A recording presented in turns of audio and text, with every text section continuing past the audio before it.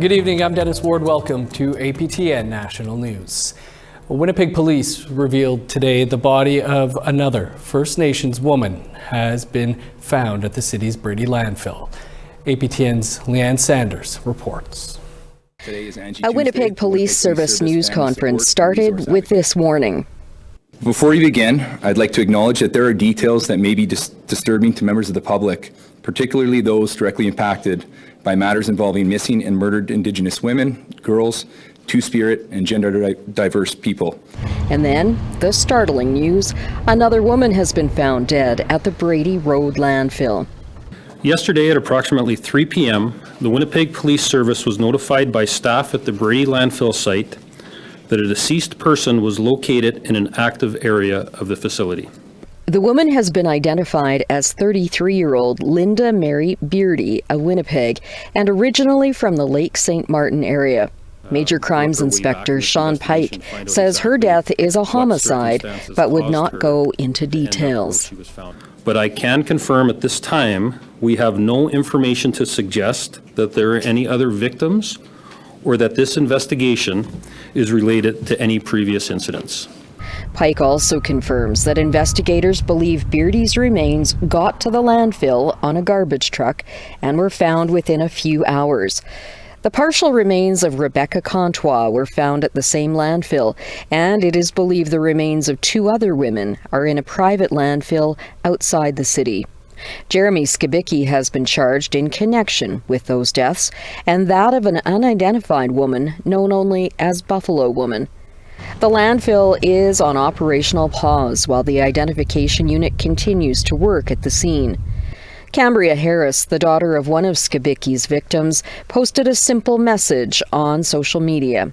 Search the landfills for all remains.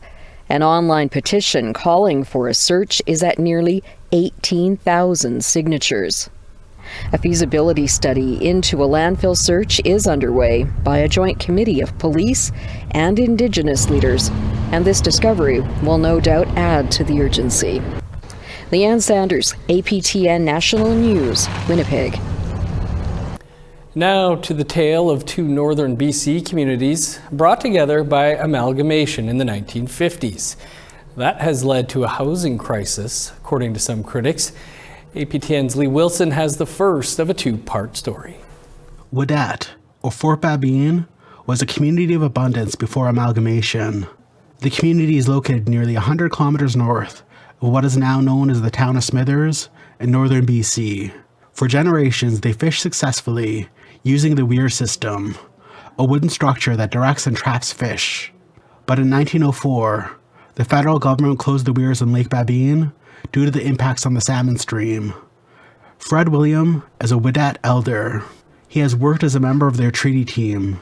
He says in 1957, federal Indian agents, including one named Damaris, combined two bands, Old Fort Babine and Fort Babine, into Lake Babine Nation to make travel and administration easier. He amalgamated Old Fort Band, which is our neighboring band, and Fort Babine Band, our parent band. This is our mother reserve. William says the people of the smaller Fort Babine were pressured to move by the government. They were also offered jobs in nearby sawmills. You move out, you can get a job. You can, so they did. But what about us that stayed behind? We stayed behind because we believe that this is our land, because we believe in our titles and rights. Many Fort Babine members moved to Ione Reserve in Burns Lake, which now has nearly 1,000 residents. Others chose to stay in Fort Babine, which now has an estimated 60 members on reserve. All of a sudden we became the outland community. And that Burns Lake Reserve, they were encroaching on Burns Lake Band Reserve, and they became the main office, and we became the satellite. Yet everything's so backwards. I'm just getting tired of this. Robbie Reed is one of two councillors for Fort Babine, part of the Lake Babine Nation. He shared Fort Babine members have been raising concerns about a mounting housing crisis. He says for decades they've been asking Lake Babine Nation for renovations or new housing. I've been pushing for stuff for, asking this, we need things done, housing, but we don't have any control over it. Calls to Lake Babine Nation have not been answered. For the last 11 years, Bessie West has been a councillor for Fort Babine. She's concerned for the community and believes their way of life is being impacted. Even more diminished. Our services are disappearing. Our school is open 4 days a week, not 5 days a week. And all those decisions was made for us. We never ask. Lee Wilson, APTN National News, Fort Babine. And Lee will have part 2 of this story tomorrow. A small First Nation in BC is taking on the provincial government over what they are calling a colonial practice of granting mines access without consent. Tina House has more.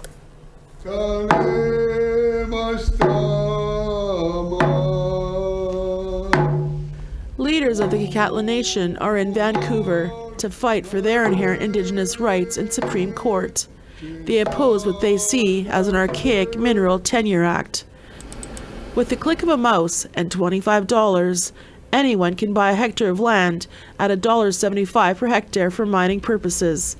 According to the Gitxaala Nation, no consent or consultation is required with the nation, and no notification is sent saying that their traditional territory is being mined.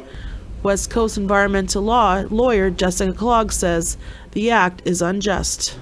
As if their inherent rights, their inherent title, their ayok, their laws did not exist.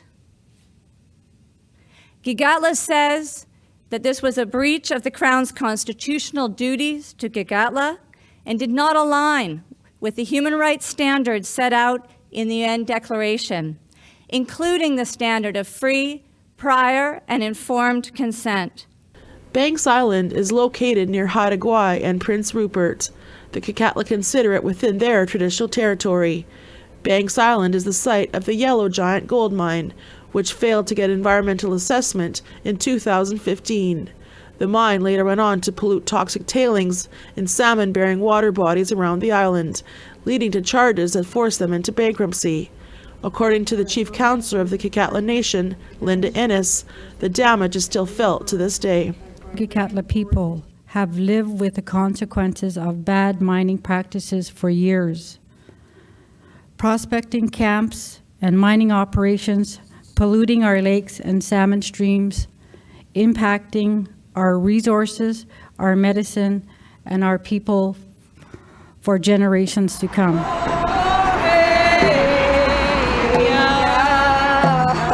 And as the leaders of the Gitxaala march down the street towards BC Supreme Court for their first day of hearings, many here are hopeful that the court will rule in their favor.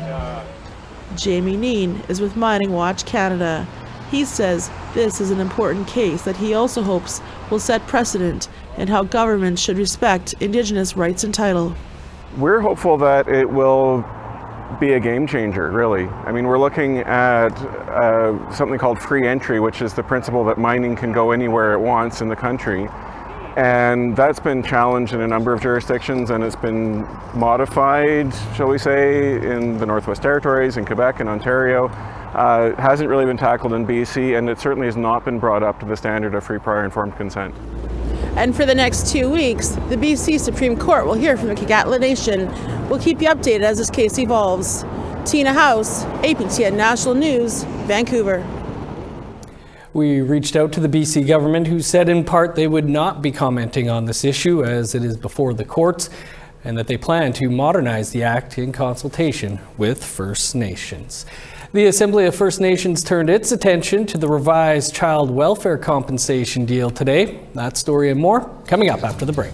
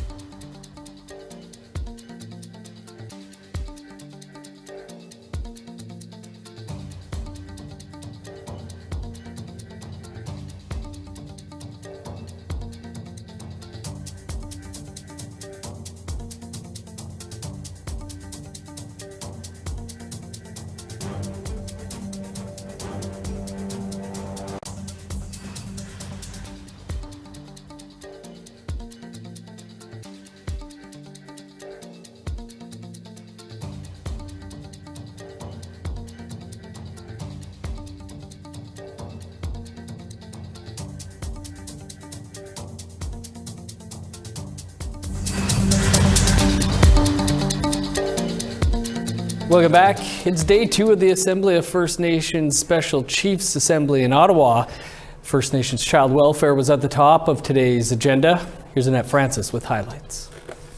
It's an agreement decades in the making, the final settlement on compensation for First Nations child welfare, something Cindy Blackstock has worked on since 2007. She spoke just before the Chiefs voted on the revised deal. So where's the next step? Well, it's your decision. You're the rights holders. You're going to make the decision about whether or not this is right for your children and families for compensation. That's the first and most important step. The deal is worth $3 billion more than the original one agreed to in 2022. The negotiations for compensation started after a 2016 Canadian Human Rights Tribunal ruling. It found that Canada discriminated by underfunding First Nations children in care compared to the same services offered to off-reserve children. In 2022, the tribunal halted a $20 billion compensation agreement, saying it left out some children. Therefore, the new deal is $3 billion more. Once the revised draft resolution was read, Chief Derek Nepanak spoke of its importance. Particularly important that Manitoba has a voice in this conversation, being that we're the epicenter of children's poverty in Canada, and probably the epicenter of children's apprehension in Canada and possibly throughout other colonial states within the British Empire. We have experienced for decades children being apprehended, broken hearts and trails of tears leading to this very important day. Following a number of remarks from chiefs and clarification, the vote proceeded and passed unanimously. Any abstentions? I see none. And let's not forget our sign language. I see none. Resolution is carried. Thank you very much. The endorsement was no surprise to Tyendinaga Chief Don Miracle. Well, I expected that the resolution would be passed with the additional $3 billion for the settlement. It's increased from $20 billion to $23 billion, and a lot of First Nations people who have been taken into care by Children's Aid are waiting for the settlement to be approved and the funds to be distributed. AFN Regional Chief Bobby Cameron said it's been a long time coming and is pleased with the decision. We're glad this happened, and we hope it flows out a lot sooner than later. If all goes as planned, the process to make a claim will begin in late 2023 or early 2024. Tomorrow, the Chiefs will focus on a response to the federal government's UNDRIP action plan. Annette Francis, APTN National News, Ottawa. 2 sisters who have claimed Inuit identity and access funding intended for Indigenous students are now being questioned. Our online journalist Danielle Parody broke the story. She spoke to Daryl Stranger earlier. Danielle, thanks so much for being here. It's always a pleasure having you on our news show. Now, on Friday, you came out with an interesting story and a really great story about 2 twins who have received money in scholarships. Can you give us a quick overview of the story? Yeah, absolutely. So the 2 sisters, the Gill sisters, Nadia and Amira, they had a bit of a soccer career as youths, particularly Nadia. So she had a lot of publicly available information that stated who her parents were, that stated a lot of information about where she came from, what she called her hometown. And so as I was looking through this story, we got a tip about 2 sisters who had been claiming Inuit identity who may not have been Inuit. And while I was in the middle of researching this, the Nunavut Tugnuivik Inc. actually announced that they would be looking into these 2 further membership based on possible fraudulent claims. So it's a very interesting story. There's a lot of detail in it, but I've just brushed the surface here. Well, as you just mentioned in the report, you mentioned the sisters have had membership with NTI. Can you tell us what we know so far about that? Yeah, so far we know for sure that the sisters appeared on a voting roll for 2020 as voting members outside of Nunavut. According to sources, the woman who was the reason that they had membership. Her name is Kitty Noah, and she is a disabled Inuk woman.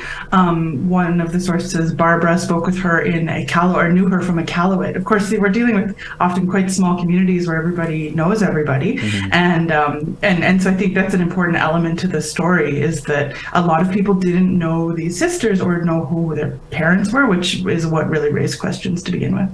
Well, so with this story, what's been the response so far?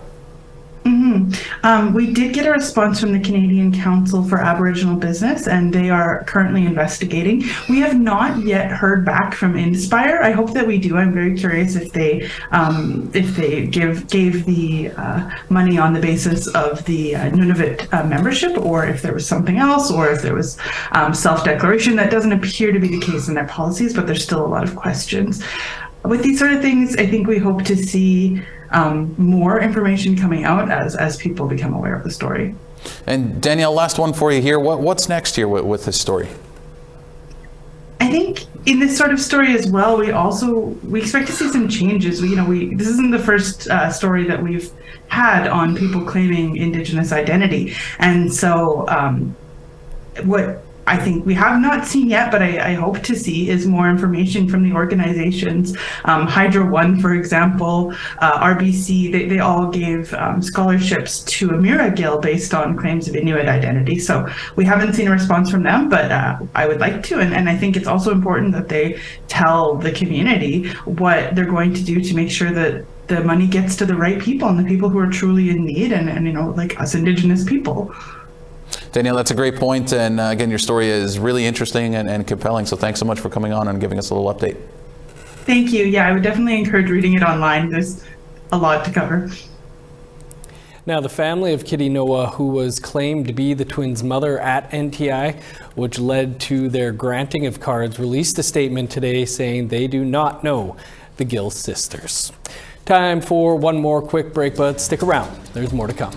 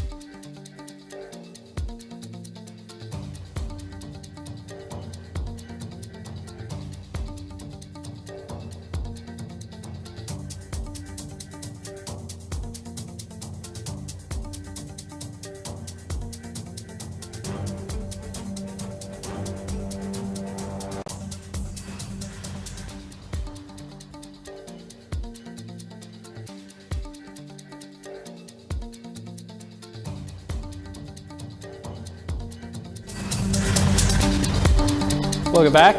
Time now for our photo of the day. April Isidore sent in this shot of a cloudy sky over drift pile in northern Alberta as the sun continues to set over the horizon. Thanks, April. You can send your shots to share@aptn.ca for the chance to be our next photo of the day. Now let's take a look at tomorrow's weather forecast. Starting on the east coast, +4 in Halifax, snow and 3 above in Fredericton. -8 with snow in Kuujjuaq, 3 below for Nain. 0 in Montreal, -2 in Val-d'Or. +11 in Sault Ste. Marie, 4 above for North Bay. -2 with snow in Thunder Bay, 4 below with flurries in Sioux Lookout. -3 and cloudy for God's Lake, cloudy and 0 for Norway House. -5 with snow in Winnipeg, 4 below and snow for Dauphin. -4 in Regina, 6 below in Saskatoon. Sunny and -3 in Meadow Lake, 1 below in La Ronge. Over in northern Alberta, +1 with snow in Fort Chip, 3 above with snow in Fort McMurray. 2 above with snow in Edmonton, 6 in Lethbridge. 8 above for Vancouver, cloudy and 9 in Victoria. 6 in Prince George, 5 with snow in Dease Lake. -11 with snow in Old Crow, +2 and flurries for Whitehorse. -1 in Yellowknife, +1 in Norman Wells. 12 below with snow in Sax Harbor, -7 for Pawlatuck. -19 in Chesterfield, 20 below in Whale Cove. -26 for Resolute, 21 below in Igloolik. Gwich'in communities across the NWT and Yukon are returning to historical dog sled trails. Carly Schogner went along on the week-long Skidoo trip. She has a 2-part series on that trip.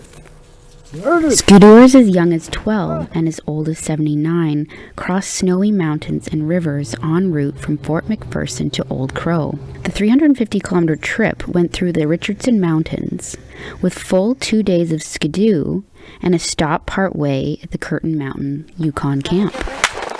Grand Chief Ken Kikavichik of the NWT Gwich'in Tribal Council said taking the trek has been on his bucket list since he was a teen. He first heard about it 31 years ago when Johnny D. Charlie organized the first event to preserve historical dog sled routes. It's hard not to get emotional about it because there are a lot of family members who've passed on. You see all the young people cutting wood over there. There was axes and wood flying all over the place. And in the span of a half hour, they had 3 camps set up, stocked with wood. And just seeing that Gwich'in teamwork is really inspiring. A crew of 7 from Yukon University tagged along for one leg. Madison Allen is from Haines Junction, and she's never taken a trek like this before. We came here to learn the ways of the Gwich'in way, so I'm really excited to be here. It's a nice drive down. It's so beautiful going through the mountains pass. And it isn't just a chilly trip, but part of a larger training program for land guardians and environmental monitoring. Alan describes how one course has a foot in 2 worldviews. Well, the two-eyed seeing course is, it's like a course seeing through the Western eye in the traditional way and trying to bring them together and so we could kind of live in harmony in a bit, so we could move forward and not backwards. The multi-day trip for the Tetlit and Vuntut Gwich'in communities has been an annual event since 1999 after Charlie died of cancer. His niece, Elder Alice Vichurqua, went the full distance of over 700 kilometers with her grandchildren and husband for part of the way. I really want to make like this trip with the kids. And that may be our last trip. And some of that teachings of our traditional way of life, I try to share with them that it's going to stay in their head. So if we pass on, that this last trip is a trip that they won't ever forget. Sometimes you get windy up here, you can't come up. You can't, you gotta stay down there. Unpredictable winds and water overflow can turn the trip deadly, especially for those without knowledge. A lot of other families, they go to Old Crow by dog team. One of them said it took them 6 days 6 times I have to set tent in order to get to Old Crow's dog team. It's a lot of work, but it wasn't work them days. That was our traditional way of life. Carly Schogner, APTN National News, Tête Leger, Fort McPherson. And on part 2, we'll look at how a decades-old tradition turned into an annual trek. Singer-songwriter Alyssa P. is our guest on an all-new episode of Face to Face tonight.